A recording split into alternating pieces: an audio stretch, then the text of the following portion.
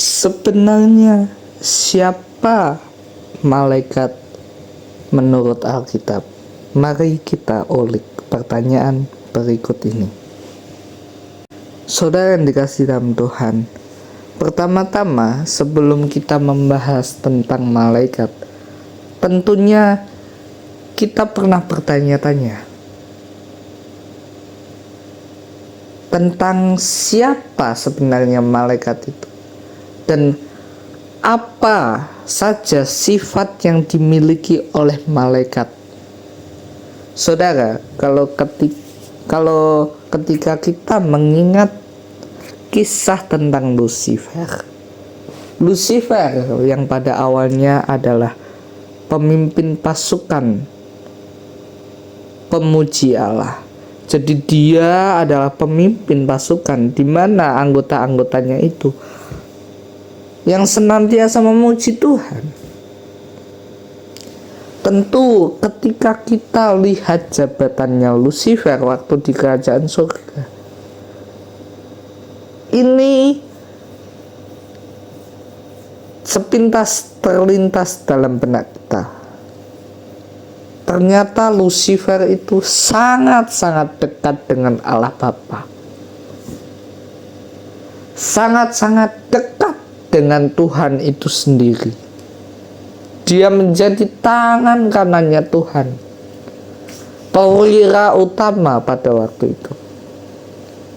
Singkat cerita, saudara, Lucifer merasa dia banyak dikagumi para malaikat lain.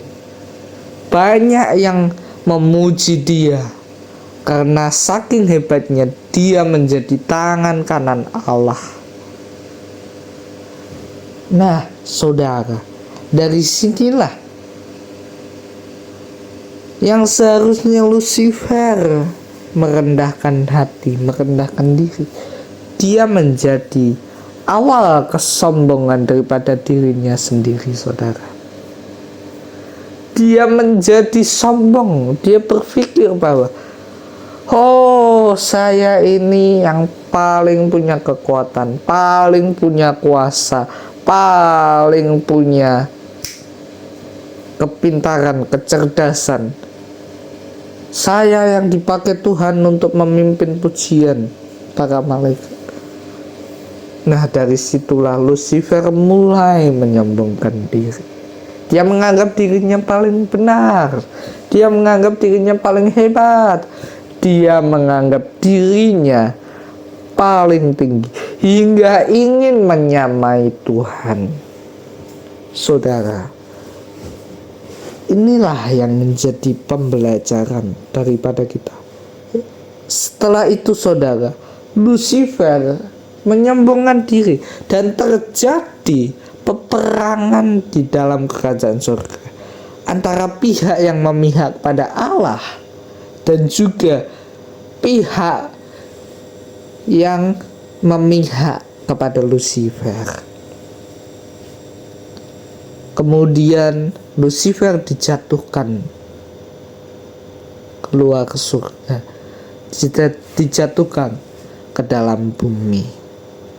Nah, saudara, dari kisah ini terdapat salah satu sifat Alkitab.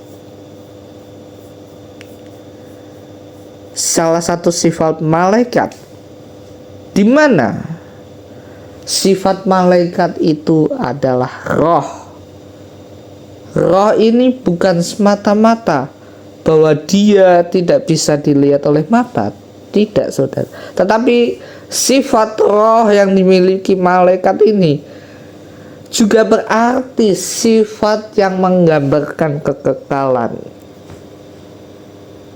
Artinya, saudara, ketika Lucifer berada di surga, ketika dia masih menjadi tangan kanan Tuhan, dia bersifat kekal, selama-lamanya menerima keselamatan, selama-lamanya hidup di dalam kerajaan surga. Namun, saudara, ketika dia sudah jatuh dalam kesombongan, dia itu tidak berarti menghilangkan sifat kekekalan yang dia miliki.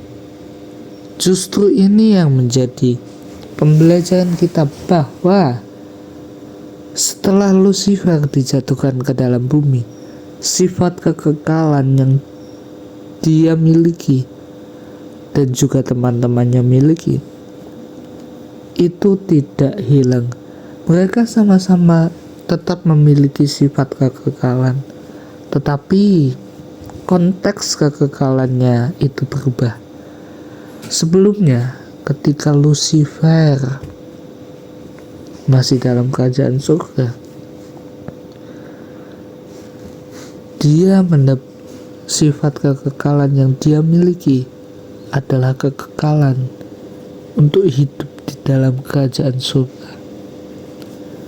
Dia kekal untuk bersama-sama dengan Tuhan, menikmati keselamatan, menikmati kerajaan surga. Dia kekal untuk menjadi tangan kanan Tuhan. Namun setelah dia jatuh ke dalam bumi, kekekalan itu berubah menjadi kematian. Artinya saudara, setelah dia jatuh dalam bumi, sifat kekalnya itu tidak merujuk, tidak bertuju kepada kehidupan, melainkan kepada maut. Nah, saudara, apakah saudara ingat tentang ayat di mana berkata bahwa upah dosa ialah maut? Nah, ini saudara, kekekalan yang dimiliki Lucifer dan teman-temannya adalah kekekalan dalam kematian. Apakah Lucifer dan teman-temannya itu bisa bertobat? Sebenarnya ini pertanyaan yang sederhana, saudara.